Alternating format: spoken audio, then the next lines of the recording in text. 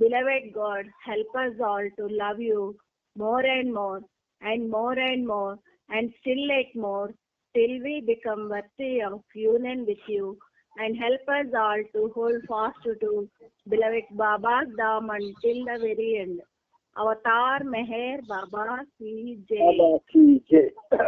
Avatar Meher బాబాకి ప్రీతం మెహర్ బాబా, నీవు ప్రసాదించిన ప్రవచన సారమును గ్రహించవలసిన తీరులో గ్రహించి సదవగాహన చేసుకుని వాటిని మా జీవనములలో ఆపాదించుకుని నిజాయితీ తోడను నిర్మల ప్రేమ తోడను వాటిని ఆచరించులాగున మా అందరినీ ఆశీర్వదించు. అట్టి ఆచరణ యొక్క జీవన శైలిలో జీవించినట్లు మా అందరినీ అనుగ్రహించు. అవతార్ మెహర్ బాబాకి అందరికీ ప్రేమపూర్వక జై బాబాలు. ఈరోజు కూడా మెహర్ ప్రభు మనకి ఆయనతో సహజీవనం చేసుకునే భాగ్యాన్ని మనందరికీ కలుగు చేశారు. అందుకని మనం ఆ ప్రభువుకి మనందరి తరపున శత సహస్ర కోటి పాదాభివందనాలు అర్పించుకుందాం. ఆ అర్పణతో పాటు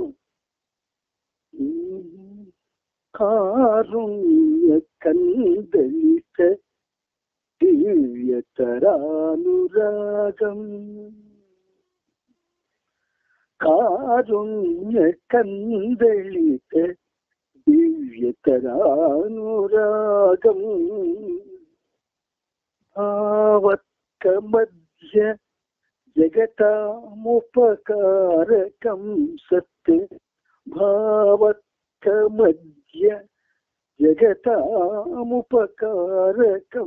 సత్, వాప్నోతి భాను కరసంఘ ఇవ ప్రభో మే, వాప్నోతి భాను కరసంఘ ఇవ ప్రభో మే, ప్రేమావతార మెహరు బాబా నమో నమః, ప్రేమావతార మెహరు బాబా నమో నమః. అవతార్ మెహర్ బాబా కీ జై. బాబా యొక్క ప్రేమ ఆశీస్సులతో మనం ఈ సహజీవనంలో ప్రభు చరిత్రం 9వ భాగాన్ని చెప్పుకుంటూ నిన్నటికి 3681వ పేజీలో ఒక అధ్యాయాన్ని పూర్తి చేసుకున్నాం. ఆ తర్వాతి అధ్యాయం బెల్గాం సత్యనాశి ఆరంభం, అది తర్వాత అధ్యాయం. అక్కడ ఈ 3682వ పేజీలో బాబా ఫోటో ఒకటి వేసారు చూడండి. చిరునవ్వు నవ్వుతూ కుర్చీలో కూర్చొని కళ్ళను మీదకు చూస్తూ నవ్వుతూ ఒక ఫోటో వేసారు చూడండి. ఎంత అద్భుతంగా ఉందంటే భగవంతుని యొక్క అందమంతా అతని నవ్వులోనే ఉంటుంది. మొత్తం ఆయన అందమంతా నవ్వులోనే ఉంటుంది. అయితే సాధారణంగా శ్రీరాముడికి మీసం లేదు, శ్రీకృష్ణుడికి మీసం లేదు. కానీ నేటి అవతార పురుషుడికి మీసం అది రోషానికి చిహ్నం కాదు, అనంత ప్రేమకి చిహ్నం ఆ మీసం. అటువంటి అనంత ప్రేమకి సింబాలిక్ ఫార్మ్ అయినటువంటి సాంకేతిక స్వరూపం ఆ మీసం ఆయన యొక్క ఆ అధరాల మీద ఉండడం,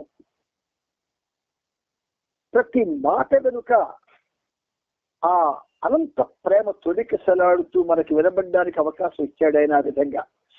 అందుకని ఒక్కసారి ఆ ఫోటోలు తనివి తీరా చూడండి.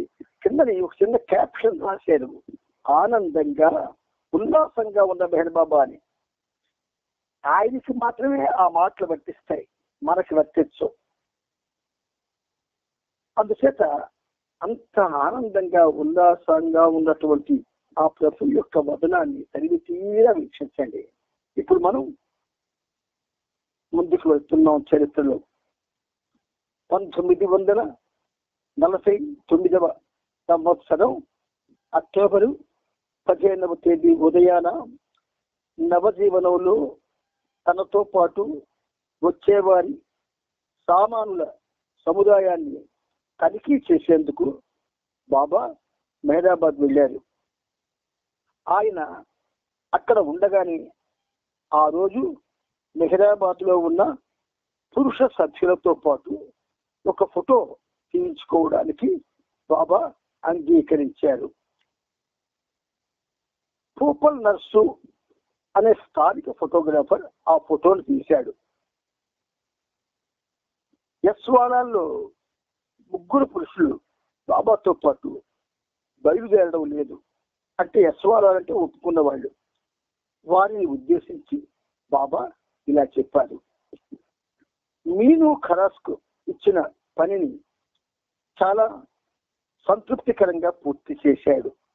అందుచేత అతను తన ఇంటి వద్దనే ఉంటూ యస్వాలాగానే పరిగణింపబడతాడు.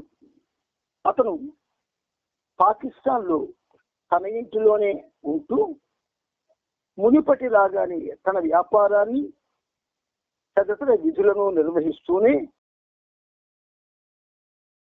కొన్ని ఆజ్ఞలను విశ్వాసపూర్వకంగా పాటించమని తెలియజేశాను. పందోబా యొక్క బలహీనమైన శరీరం కారణంగా నవజీవనంలో ఎదురయ్యే అసౌకర్యాలను ఎదుర్కోలేడు. అందుచేత అతన్ని నేనే నో వాలాల్లో చేర్చాను. అంటే కాదు అన్న వాళ్ళలో చేర్చేశాడు బాబా పందోబాని. ఇక్కడ మీను ఖరాస్ కి స్పెషల్ గా ఒక ప్రత్యేకమైనటువంటి అవకాశం ఇచ్చారు. ఇక బాలనాథ్ ఆరోగ్యం కూడా సరిగ్గా లేనందువల్ల అతను కూడా పాత జీవితాన్ని పాటించవలసి ఉంటుంది. అందువల్లనే అతనిని వెనుకకు పంపించి వేశాను. కానీ అతని గత చరిత్రను పరిగణనలోకి తీసుకున్నట్టయితే అతను కూడా యస్వాలాల జాబితాలో ఉన్నట్టే. సదాశివ్ పటేల్ ఒక కోర్టు వ్యవహారాన్ని పూర్తి చేయవలసి ఉన్నది. దాని గురించి బాబా అతనిని పూనా వెళ్ళడానికి అనుమతించారు. అతను ఆ పనిని పూర్తి చేసుకుని అక్టోబర్ 21వ తేదీన బెల్గాం వచ్చి బాబా బృందంతో చేరాలి. లోనావాలాలో ఖనీకి సంబంధించిన ఆస్తి వ్యవహారాలు ఇంకా పరిష్కారం కాలేదు. కానీ బాబా చొరవ తీసుకొని ఆ వ్యవహారాలను చక్కదిద్ది ఖనీ తనతో బయలుదేరడానికి వీలు కల్పించారు. ఇప్పుడు చివరిగా ఈ క్రింద ప్రస్తావింపబడిన 4 స్త్రీలు మరియు వివిధ వయస్సుల్లో ఉన్న 16 మంది పురుషులు బాబాతో పాటు నవజీవనంలో బయలుదేరుటకు నిర్దేశింపబడినది. అప్పటికి బాబా వయసు 55.5 సంవత్సరాలు. స్త్రీ సహచరుల పేరు: మెహరా 42 ఏళ్ళు, మణి 31 ఏళ్ళు, నెహ్రూ 22 ఏళ్ళు, గోహెద్ 34 సంవత్సరాలు. వీళ్ళు స్త్రీ సహచరులు. పురుష సహచరుల పేర్లు: ఆది సీనియర్ 45, ఆలీ అక్బర్ అంటే అలోబా 33, అన్న 104, 60 సంవత్సరాలు. బాబాదాస్ 40కి 50కి మధ్య వయస్సు. బైబిల్ 56, సౌలత్ సింగ్ 59, డాన్కి 37, ఏరిచ్ 33, ఘని 58, గుస్టాజీ 59, కాకాబరియా 58, మురళీ కాలే 30, నీడు 45, పెండు 45, సదాశివ్ పటేల్ 60, విష్ణు 45. ఇలా వీళ్ళంతా కూడా పురుష సహచరులు. ఈ విధంగా బాబాతో పాటు బెల్గాం వెళ్లే సహచరుల సంఖ్య 20కి చేరింది. పురుషులలో 2, అలోబా, మురళి. తొలుత మెహర్ ఆశ్రమపు విద్యార్థులే. ఆశ్రమాన్ని మూసివేసిన తరువాత మురళి మండలి సభ్యుడయ్యాడు. అలోబా తరచుగా బొంబాయి నుండి వస్తూ పోతూ ఉండేవాడు. కానీ ఈ మధ్యనే అతను ఇక్కడ శాశ్వతంగా ఉండిపోయేందుకు వచ్చేశాడు. మరొక మెహర్ ఆశ్రమపు విద్యార్థి దత్తు మోహన్ దర్గే అహ్మద్నగర్ లోని ఖుష్రూ క్వార్టర్స్ లో ఆది సీరియర్ నిర్వహిస్తున్న మెహర్ పబ్లికేషన్స్ ఆఫీసులో పనిచేస్తున్నాడు. ఆది సీరియర్ నవజీవనంలో ఉన్నందున ఆ సమయంలో ఆ కార్యాలయంలో తాత్కాలిక నిర్వహణ అధికారిగా దత్తును నియమించారు. మరొక యువకుడు వామన్ యశ్వంత్ పడోలే కూడా ఆది సీనియర్ కార్యాలయంలోనే పనిచేస్తూ ఉన్నాడు. ఇతను ఆది సీనియర్ ఆఫీసులో ఉంటూ ఆది పురమాయించే బయటి పనులను మెహరాజాద్కు వార్తలు చేరవేసే పని చూసుకునేవాడు. ఈ నవజీవన సమయంలో ఆది సీనియర్ లేనప్పుడు వీరిద్దరూ వామన్ దత్తు అహ్మద్నగర్ లో మెహరాబాద్ పనికి సంబంధించి ప్రముఖమైన అనుసంధానాలుగా వ్యవహరించారు. మెహరాబాద్ సంరక్షకునిగా కేర్ టేకర్ బాధ్యతను నిర్వర్తిస్తున్న నారీమన్ తన వద్దనే నెలవారీ సహాయకుడిగా పనిచేసేందుకు మాథో అనే యువకుడిని పనికి నియమించుకున్నాడు.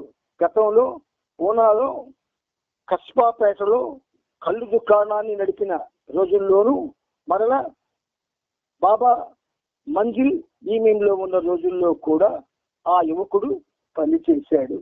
మెహరాబాద్ లో ఉండిపోయిన వారు సిద్ధు మరియు అతని భార్య రాధ, కాళేమామ, కాకుబాయి, బాలతంబక్, సావక్ కొత్వాల్, జంగ్లే మరియు వారి కుటుంబాలు. వారందరూ దిగువ మెహరాబాద్ లో ఆలీషా మరియు మహమ్మద్ మస్సులతో పాటు నివసిస్తూ ఉన్నారు. జమాదార్ మరియు అతని భార్య బాగుబాయి ఆరంగాలో ఫ్యామిలీ క్వార్టర్స్ లో ఉంటున్నారు. కొండపైన స్త్రీ మండలి వద్ద పనిచేస్తున్న ఆరంగాం స్త్రీ తారా ఈ సమయంలో తిరిగి తన తండ్రితో ఉండేందుకు తన గ్రామానికి వెళ్ళిపోయింది. ఇక కొండపైన కేవలం కైకోబా కుటుంబ సభ్యులు మన్సారి మాత్రమే ఉన్నారు. ఆ రోజు రాత్రి కల్లా నోవాలాలను అరణ్యమట్టి వాలాలందరినీ మెహరాబాద్ నుండి బయలుదేరి వెళ్ళిపోవాలని బాబా ఆదేశించారు. బాబా కూడా అక్టోబర్ 15వ తేదీ మధ్యాహ్నం మెహరాబాద్కు తిరిగి వెళ్ళిపోయారు. బాబా అదే రోజున రాను, కిట్టి, ఖుర్షద్ మరియు సోనామాసిని కూడా మీను ఖరాస్తో పూనా పంపించి వేశారు. తరువాత వారు అక్కడి నుండి బొంబాయికి వెళ్ళిపోయారు. బైజుల్ కుటుంబం కూడా బింద్రా హౌస్ లో సురక్షితంగా ఉండే విధంగా నేను ఏర్పాట్లు చేశాడు. మెహరాబాద్ లో బాబా ప్రతి ఒక్కరికి వీడ్కోలు చెబుతున్నప్పుడు స్వర్గాలన్నీ వారి బాధల గోడును విన్నాయా అన్నట్లుగా, స్వర్గాలన్నీ వారి బాధల గోడును విన్నాయా అన్నట్లుగా మరియు వారు పడుతున్న తీవ్ర మనోవేదనకు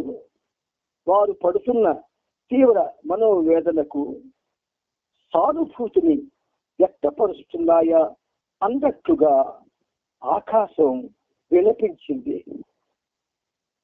మేఘాలన్నీ దడాలున బద్దలై దుఃఖిస్తూ కన్నీరు కారుస్తున్నాయి. మేఘాలన్నీ బ్రద్దలై దుఃఖిస్తూ కన్నీరు కారుస్తున్నాయి. ఆ దృశ్యాన్ని స్వర్గధామాలు కూడా చూసి తట్టుకోలేకపోయాయి. బాబా ప్రేమికులంతా ప్రీతమునితో ఈ భౌతిక వియోగాన్ని ఎదుర్కొనలేక, బాబా ప్రేమికులంతా ప్రీతమునితో ఈ భౌతిక వియోగాన్ని ఎదుర్కొనలేక వారి హృదయాలన్నీ బాధతో రోధిస్తున్నాయి. బాబా తెలియజేసిన దాని ప్రకారం ఈ భౌతిక వియోగం ఎప్పటికీ అంటే కడవరకు ఉంటుంది. మరియు ప్రతి ఒక్కరూ హృదయం బ్రద్దలవుతున్నట్లుగా బాధపడుతూ ఉన్నారు. యశ్వాలందరూ ఆ సాయంత్రం 7 గంటల కల్లా విశ్రమించడానికి వెళ్ళవలసినదిగా బాబా ఉత్తర్వులను జారీ చేశారు. అలా వారు విశ్రమించడానికి వెళ్ళబోయే ముందు వారి ట్రంక్ పెట్టెలన్నింటినీ లగేజ్ ట్రక్కులోకి ఎక్కించేందుకు అప్పచెప్పాలి. వారందరూ తెల్లవారుజామున 2 గంటల కల్లా నిద్రలేచి స్నానం చేసి కప్నీలు కాకుండా సాధారణ దుస్తులను ధరించాలని తెలియజేయబడింది. కప్నీలు ధరించి వెళితే అహ్మద్ నగర్ లోని స్థానికుల దృష్టిని ఆకర్షించి అనవసర ఆసక్తిని రేకెత్తించడం జరుగుతుంది. వారు ధరించిన సాధారణ దుస్తులన్నింటినీ బెల్గాం వెళ్ళగానే వదిలివేయవలసి ఉంటుంది. ఆ రాత్రంతా ఆకాశం మేఘావృతమై స్తబ్దంగా ఉండిపోయింది. నవజీవనపు ఢంకా మ్రోతలు వినబడగానే స్వర్గలోకాలు మిక్కిలి బాధతో రోధించాయి. ఆ పుణ్యభూమి నుండి కదిలి వెళ్తున్న మెహర్ బాబాను చూస్తూ మెహరాబాద్ స్రవించిన కన్నీటి కారలకు గుర్తుగా ఆనాడు కురిసిన వర్షం నిలిచిపోయింది. అసలు ముందుగా అనుకున్న దాని ప్రకారం సహచరులందరూ తమ తమ సంచులను భుజాన తగిలించుకొని మెహరాబాద్ నుండి కాలినడకన రైల్వే స్టేషన్ వద్ద గల కూడలి ప్రదేశానికి చేరుకోవలసి ఉంది. ఇక్కడ ఆ ముందు పేజీలు అంటే 36-87 చదువుతున్నాను, చదవబడుతుంది. 36-86లో ప్లాన్ చూడండి. Key areas connected with Meher Baba's work and travels during 1949 and 1950 1949 మరియు 1950 సంవత్సరాలలో మెహర్ బాబా చేసిన కార్యానికి మరియు ప్రయాణానికి సంబంధం గల ముఖ్య ప్రదేశాలు అని ఇక్కడ బాంబే నుంచి కింద అరేబియా సముద్రం ఒక ప్రధానమైనటువంటి కేంద్రంగా తీసుకొని అక్కడి నుంచి బాబా ఎక్కడెక్కడ తిరిగారు, అహ్మద్ నగర్ నుంచి ఎలా వెళ్ళారు, ఏ విధంగా తిరిగారు, ఇవన్నీ డీటెయిల్స్ ఇందులో ఉన్నాయి. మీరు తర్వాత ఈ కార్యక్రమం ఇంకా జాగ్రత్తగా చూసుకోండి. భారీ వర్షం వల్ల సరోష్ ఏర్పాటు చేసిన బస్సులో ఆ దూరాన్ని ప్రయాణించేందుకు వారిని అనుమతించారు. సహచరులందరూ వేకువజామునే నిద్ర లేచి స్నానాదులు ముగించుకొని 3 గంటల కల్లా టీ తాగి అక్టోబర్ 16వ తేదీ ఆదివారం తెల్లవారుజామున 4:15 కల్లా అహ్మద్ నగర్ రైల్వే స్టేషన్ వద్ద గల కూడల ప్రదేశానికి చేరుకున్నారు. ఇక్కడ అహ్మద్ నగర్ ప్లాన్ లో పెద్ద అక్షరాలతో పెట్టారు చూడండి. ఇదే సమయంలో మెహరాబాద్ లో స్త్రీ మండలి సభ్యులను బాబా 2 గంటల కల్లా నిద్రలేపి చిట్ట చివరిగా వారు సర్దుకునే వాటిని సర్దించి టీ తాగాక తెల్లవారుజామున 4:15 కల్లా స్టేషన్ కి బయలుదేరారు. బ్యూక్ కారును ఏడ్చి నడపగా బాబా కాకాబరియాతో పాటు బయలుదేరారు. బాబాకు వీడ్కోలు చెప్పేందుకు అనుమతించమని సరోష్ మరికొంతమంది బాబాను కోరారు. కానీ సరోష్ కు ఆది జూనియర్ సావక్ కారును సావక్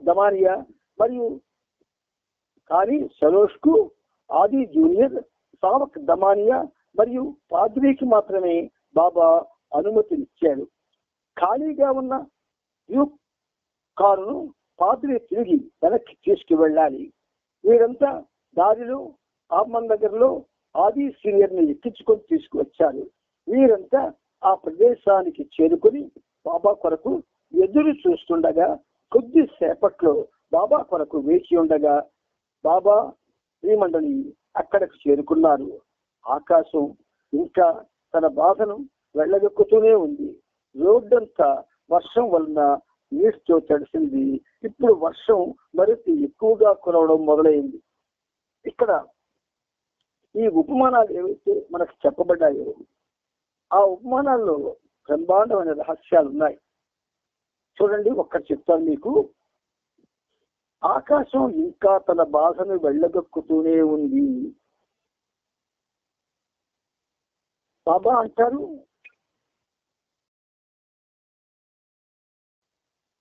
to live eternally in the hearts of my lovers అంటారు.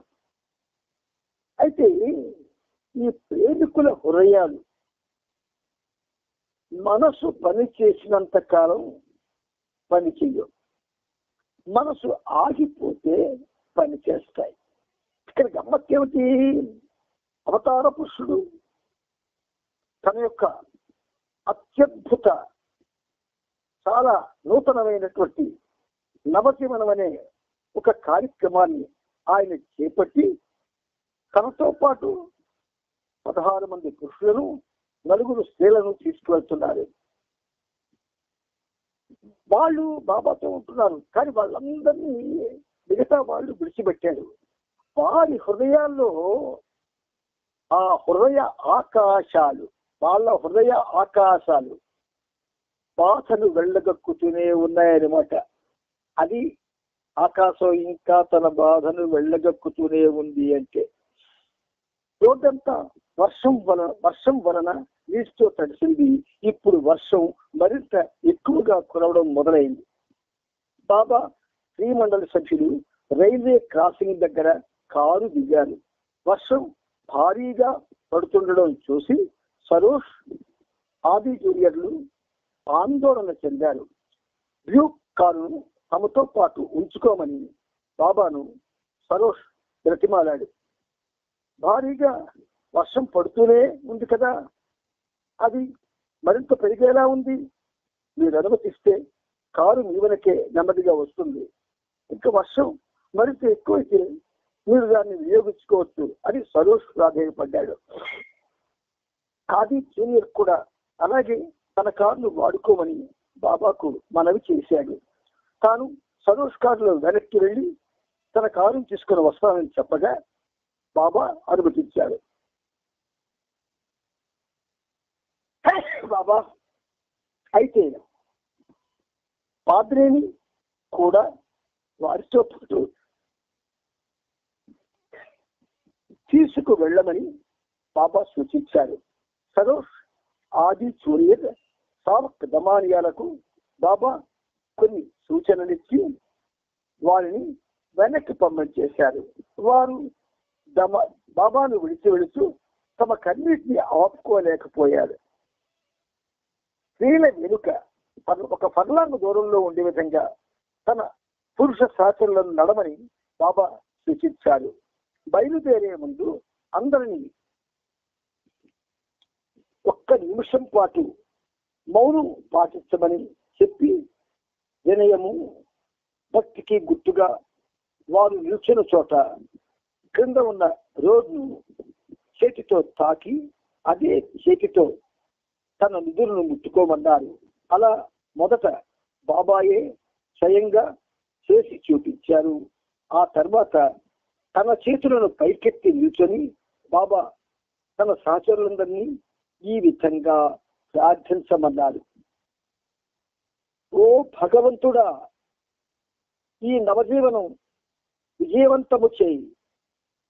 సర్వ ప్రాణులకు శాశ్వత బ్రహ్మానందాన్నిచ్చే విధంగా దానిని రూపుదిద్దు.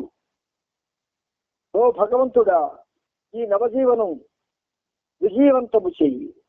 సర్వ ప్రాణులకు శాశ్వత బ్రహ్మానందాన్నిచ్చే విధంగా దానిని రూపుదిద్దు. అప్పటి వరకు ప్రతి ఒక్కరూ వారి సంచులను తలపై ఉంచుకునే నిలబడ్డారు. బాబా చెప్పిన విధంగా అందరూ ప్రార్థించిన వెంటనే అంతా ఊరేగింపుగా ముందుకు కదిలారు. సామానున్న ట్రక్కులో కాక, పిండు, నీరు వారి వెనకాలే అనుసరించారు. వారంతా నడుస్తూ ఉండగా బాబా తన సహచరులను ఉద్దేశించి, మౌనంగా ఉన్న ఈ ఒక్క నిమిషంలో నేనేమని ప్రతిజ్ఞ చేశానో మీకు తెలుసా అని అడిగారు.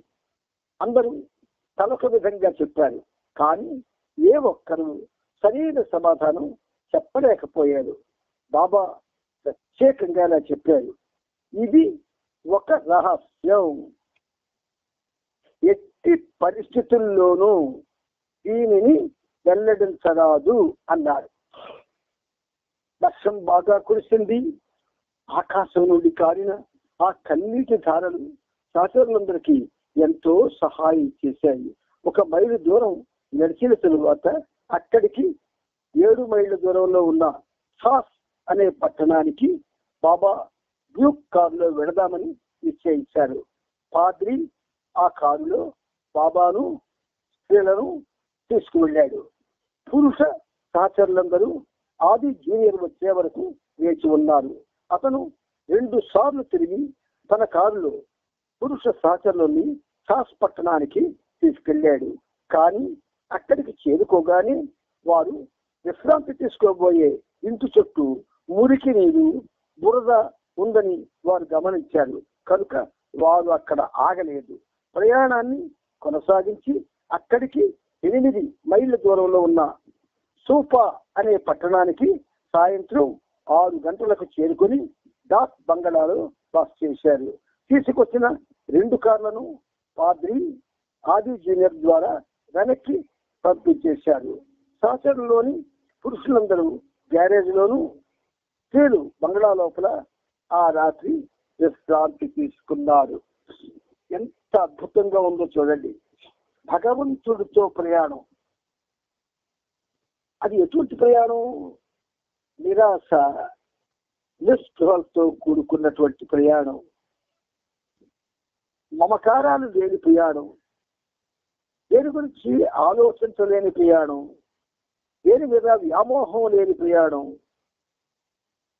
బాబాయే సర్వంగా, సర్వస్వంగా, భగవంతుడిగా, సామాన్య వాళ్ళతో పాటు నడుస్తున్న ఒక మానవుడిగా అందరూ కలిసి ఒకే కుటుంబంలో బయలుదేరారు. ఎంత అద్భుతమైన సన్నివేశమో చూడండి. మనకి ఊకి అందదు, కానీ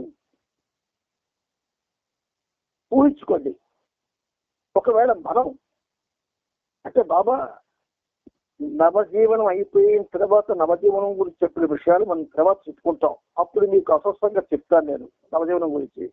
అయితే ఇప్పుడు ప్రస్తుతం అవతార పురుషుడితో, సాక్షాత్తు శ్రీమన్నారాయణమూర్తితో వాళ్ళంతా నడక సాగించారు. ఎక్కడ? ఈ భూమి మీద. భూదేవి ఎంత ధన్యురాలో చూడండి. అంటే మనం ఊహించుకుంటే ఆధ్యాత్మిక మార్గంలో ఉన్న వాళ్ళకి ప్రతిదీ చాలా ఉన్నతంగా కనిపిస్తుంది. ఆ ఉన్నతంగా చూడగలిగేటటువంటి పరిస్థితిని మనం పెంచుకోవాలి. మనం ఆ ఉన్నతంగా వినగలిగే, ఉన్నతంగా చూడగలిగే, ఉన్నతంగా అర్థం చేసుకోగలిగే పరిస్థితులు మనలో కల్పించుకోవాలి. అప్పుడే ఆధ్యాత్మిక మార్గంలో ఉన్నవాడు ఒక విధంగా బెనిఫిట్ అవుతాడు. కాకాబరియా టీ తయారు చేశాడు. ఇక్కడ గమ్మత్ ఏంటంటే, ఇక్కడ ఈ అడిగారు బాబా, చాలా విధంగా అందరూ చెప్పారు, ఇది రహస్యం, ఎట్టి పరిస్థితుల్లోనూ దీన్ని వెల్లడించరాదు అన్నారు. వర్షం బాగా కురిసింది. ఆకాశం నుండి కారిన ఆ కన్నీటి ధారలు సహచరుల దూరం నడిచిన తరువాత అక్కడికి 7 మైళ్ళ దూరంలో ఉన్న సాస్ అనే పట్టణానికి బాబా డ్యూక్ కారులో వెళదామని నిశ్చయించారు. పాద్రి, మళ్ళీ నేను రిపీట్ చేస్తాను, ఆ కారులో బాబాను వీళ్ళను తీసుకువెళ్ళాడు. పురుష సహచరులందరూ ఆది జూనియర్ వరకు వచ్చే వరకు వేచి ఉన్నారు. అతను 2 సార్లు తిరిగి తన కారులో పురుష సహచరుల్ని సాస్ పట్టడానికి తీసుకెళ్లాడు. కానీ అక్కడికి చేరుకోగానే వారు విశ్రాంతి చేసుకోబోయే ఇంటి చుట్టూ మురికి నీరు బురద ఉందని వారు గమనించారు. కనుక వారు అక్కడ ఆగలేదు. ప్రయాణాన్ని కొనసాగించి అక్కడికి 7 మైళ్ళ దూరంలో ఉన్న సూపా అనే పట్టణానికి సాయంత్రం 6 గంటలకు చేరుకొని డాక్ బంగ్లాలో బస చేశారు. తీసుకొచ్చిన 2 కార్లను పాద్రి ఆది జూనియర్ ద్వారా వెనక్కి పంపించేశారు. సహచరులోని పురుషులందరూ గ్యారేజ్లోనూ, స్త్రీలు బంగ్లా లోపల రాత్రి విశ్రాంతికి తీసుకున్నారు. ఇది మొదటి రాత్రి. కాకబరియా టీ తయారు చేశాడు. ఒక సందర్భంలో బాబా ఇలా వ్యాఖ్యానించారు: నవజీవన ప్రారంభం చాలా అద్భుతంగా జరిగింది, నాకెంతో సంతోషంగా ఉంది అన్నారు. అంటే భగవంతుడు సాధారణ మానవునిలా తన చుట్టూ ఆశ్రయించిన వాళ్ళతో గడిపినటువంటి ఆ మొదటి రోజు కార్యక్రమం ఆయనకి ఎంతో అద్భుతంగా జరిగిందనిపించింది, సంతోషంగా ఉంది అని వ్యక్తం చేశారు బాబా. టీ చేయించిన తరువాత బాబా తన సహచరులతో ఆ గ్యారేజ్లోనే కూర్చొని నవజీవనంలోని 4 విధాలైన దశల గురించి వివరించారు. 4 స్టేజెస్ ఆఫ్ నవజీవనం. మొదటిది, దాదాపు ఒక 10 రోజుల పాటు ఎటువంటి కార్యకలాపాలు లేకుండా విశ్రాంతి తీసుకుంటూ గడిపే విరామ సమయం, ఫస్ట్ 10 days. రెండవది, బెల్గాంలో శిక్షణా కాలం. మూడవది, అసలైన నవజీవనంలోకి ప్రవేశించే ముందు 10 రోజుల పాటు ఒక విధమైన శుద్ధ శూన్యతతో కూడిన సమయం. నాలుగవది, 1950 జనవరి 1వ తేదీ నుండి నవజీవనం ఆరంభమై పూర్తిగా 100కి 100 నిరాశామయ హోప్లెస్నెస్ మరియు నిస్సహాయతతో హెల్ప్లెస్నెస్ తో కూడి ఉంటుంది. మనల్ని చూసి దేవతలు కూడా అసూయపడేలా ఉంటుంది ఆ స్థితి అని బాబా ప్రకటించారు. ఎంత అదృష్టవంతులో చూడండి. మానవ జన్మెత్తి సాక్షాత్తు మాధవుడితో వాళ్ళు ప్రయాణం సాగించారు. ఇంతటి అదృష్టాన్ని పొందిన వాళ్ళ అదృష్టం ముందు మన పరిస్థితి ఒకసారి ఆలోచించండి. మన ఊరికి గొప్పైపోతుంటాం. చిన్న చిన్న విషయాల్లో చాలా ఏదో చేస్తాము, ఏదో పొందిస్తాం అన్నటువంటి ఒక సాధారణమైనటువంటి వచనాలను పలుకుతూ ఉంటాం. కానీ శ్రీమన్నారాయణముడితో నడిచినటువంటి వాళ్ళు ఎంత అటువంటి ఆర్భాటాలు కానీ ఏమీ లేకుండా కేవలం ఆయన ఆజ్ఞే వాళ్ళ జీవిత కర్తవ్యంగా ఆయన వెనకాతలు నడవడమే ఒక మహా యోగంగా వాళ్ళు భావించి బాబా వెనుక బయలుదేరారు. బాబా మరొకసారి సంపూర్ణ విధేయతను గురించి నొక్కి వక్కాడిస్తూ, సంపూర్ణ విధేయత నేను మిమ్మల్ని అందరినీ కారులో ఒకేసారి ఒక ట్రిప్పులో రమ్మన్నాను, మీరెందుకు ఆ ఆజ్ఞను పాటించక అవిధేయత చూపించారు అని అడిగారు. అందరినీ ఒకేసారి ఒక ట్రిప్పులో తీసుకురావడం అవివేకమని ఆది జూనియర్ భావించాడని, అందుచేత రాలేకపోయామని వారు బదులిచ్చారు. కాబట్టి ఆ తప్పిదము పరోక్షంగా అతని వల్లే జరిగిందన్నారు. బాబా వారందరినీ క్షమిస్తూ ఇప్పటి నుండి, అంటే ఫస్ట్ మాట చెప్పారు. అందుకని క్షమిస్తూ ఇప్పటి నుండి ప్రతి విషయంలోనూ మీకు నవజీవనం క్షుణ్ణంగా బాబా చెప్పించాలని ఈ పనిముట్టిని ప్రేరేపిస్తూ ఉన్నాడు. అందుకు అనువుగా మీరు కూడా నవజీవనాన్ని బహుశా మీ అందరికీ ఒక సాధారణ ఆలోచన ఉండొచ్చు, నేను చదువుకుందే కదా, మాకు తెలిసిందే కదా, చాలా మంది చెప్పారు కదా అని ఒక సాధారణ ఆలోచన రావచ్చు. భగవంతుణ్ణి ఏమండి మీకు విష్ణుమూర్తి తెలుసాక ఎందుకు తెలియదండి అంటాడు చక్కని ఎవడైనా. ఎప్పుడు చూసేవాడు శివుడు తెలుసా అండి, ఎందుకు తెలియదండి? పార్వతి తెలుసా అండి, ఎందుకు తెలియదండి? కుమారస్వామి తెలుసా, తెలుసు, ఎందుకు తెలియదండి? ఎవరి గురించి తెలియదా, ఎందుకు తెలియదండి అని వస్తాడు. చూసారా వాళ్ళ వాళ్ళ సాక్షాత్కారాన్ని పొందారా? అంత ఈజీగా ఎలాగ మాట్లాడుతున్నారు వీళ్ళు. మరి బాబాతో నవజీవనం గురించి మనం ఎలా ఈజీగా తీసుకొని మాట్లాడగలం? This is a program that was charted out by the avatar of this age. అందుచేత ఇందులో ప్రతి విషయాన్ని కూడా తేలిగ్గా ఆలోచించకూడదు, తేలిగ్గా తీసుకోకూడదు. బాబా వారందరినీ క్షమిస్తూ ఇప్పటి నుండి ప్రతి విషయంలోనూ స్పష్టంగాను, అంటే క్లియర్ గా, పారదర్శకంగాను, ఓపెన్ గా, నిజాయితీగాను, ట్రూత్ఫుల్ గా ఉండాలి. ఏ విషయంలోనూ రహస్యం గాని దాపరికం గాని ఉండకూడదు. అందరూ సమానమే. ప్రతి ఒక్కరూ ఇతరులందరినీ మర్యాదగాను తనతో సమానంగాను చేసుకోవాలి. ఇది మనం ఇప్పటికి పాటించడం లేదు. ఏం చేస్తాను, నా లోపల గూడు కొట్టుకుని ఉన్న భావాల్ని మీతో పంచుకుంటున్నానంటే ప్రతి ఒక్కరూ ఇతరులందరినీ మర్యాదగాను తనతో సమానంగాను చూసుకోవాలి. ప్రతి ఒక్కరూ 100కి 100 నిజాయితీగా ఉండేందుకు ప్రయత్నిస్తూ పర్యవసానం ఎలా ఉన్న ఎట్టి పరిస్థితుల్లోనైనా సత్యాన్నే పలకాలి. ఇది మహా కష్టం. అన్నిటికంటే ముఖ్యంగా గుర్తుంచుకోవాల్సిన విషయం ఏమిటంటే ఎటువంటి పరిస్థితుల్లోనైనా ప్రతి ఒక్కరూ నవ్వుతూ సంతోషంగా ఉండాలి. నవ్వుతూ సంతోషంగా ఉండాలి. ఒక రోజంతా ఫోటోగ్రాఫర్ని పెట్టి మన ఫోటోలు తీసుకున్నాం, అందులో సంతోషం ఎంత ఉంటుందో ఒకసారి చూడండి. ఆ ఫోటోల్లో ఉండదు. మరి చెప్పాలి, మాకు తెలియదు కూడా తీయమని. గొప్పగా ఎన్ని భావాలు కనబడతాయో మన ముఖాల్లో. అంటే ఆధ్యాత్మిక మార్గం, ఆధ్యాత్మిక జీవనం అది ఆనందమయం. ఆ ఆనందమయంలో ఉన్నటువంటి వాడి ముఖం ఎప్పుడు నవ్వుతూ సంతోషంగా ఉండాలి.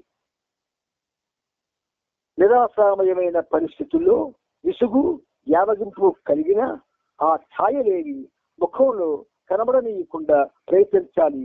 కోపం రావచ్చును, కానీ దానిని వ్యక్తపరచరాదు అని చెప్పారు. అసలు ఇటువంటి అవతారుడు మళ్ళీ ఈ పృథివీలో మళ్ళీ జన్మించే అవకాశం ఉన్నదా అనిపిస్తుంది నాకు. ఈ పనిముట్టు ఆ అవతార పురుషుడు ఏం చేశాడో తెలియదు, కానీ అణువు కూడా ఏదైతే ఆయన అందివ్వాలని ప్రయత్నం చేశాడో అది అందుకుందామని అనుక్షణం ఈ పనిముట్టు ప్రయత్నిస్తూ ఉంటుంది. అందుచేత అటువంటి ఉన్నతమైనటువంటి లక్ష్యం మనలో ఉండాలి. ఆయన్ని మనం సాక్షాత్తు శ్రీమన్నారాయణమూర్తిగా భావించి చాలా చాలా చాలా విధేయత రవంత కూడా మన నుంచి ఆయన అసంతృప్తి చెందకుండా జాగ్రత్త పడాలి. ఎందుకంటే ఆయన ఉన్నాడు. ఇప్పుడు మీరు బాబా బాడీ డ్రాప్ చేశారనుకున్నారు, తప్పు. ఒకవేళ అనుకుంటే తప్పు. నా అక్కడ మెహరాబాద్ లో ఆయన సజీవంగా ఉన్నారు, ఆయన నివాసంలో. కనుక మీరు ఎట్టి పరిస్థితుల్లో కూడా బాబా బాడీ డ్రాప్ చేశారనే భావన ఎవరికైనా ఉంటే దయచేసి బయటికి తీసివేయండి. ఉన్నారు ఆయన. మీకు ఇక్కడ ఏదైతే ఆయన చర్య చేయిస్తున్నాడో ఈ పనిముట్టు చేత ఆ చర్యని ఆయనే చేస్తున్నాడు. యథార్థానికి పనిముట్టు ఈ పనిని నిర్వహించడానికి దానికి ఆరోగ్యము లేదు, అవకాశము లేని పరిస్థితి. అంచేత ఆయనే స్వయంగా చేస్తున్నాడు. ఇప్పుడు మనం నవజీవనంలో 3689వ పేజీలో ఆఖరి సెంటెన్స్ ఏం చెప్పుకున్నాం? కోపము రావచ్చును కానీ దానిని వ్యక్తపరచరాదు అని చెప్పారు. అక్కడికి ఇప్పుడు మనం ఆపుకుంటున్నాం. ఇప్పుడు ఇది ఇక్కడ ఆపుకొని మనం ఏం చేస్తాం? మహర్షి గీతాన్ని ఒకటి వింటాము, దాని అర్థాన్ని కూడా తెలుసుకోగలుగుతాము బాబా ఇచ్చతో. అవతార్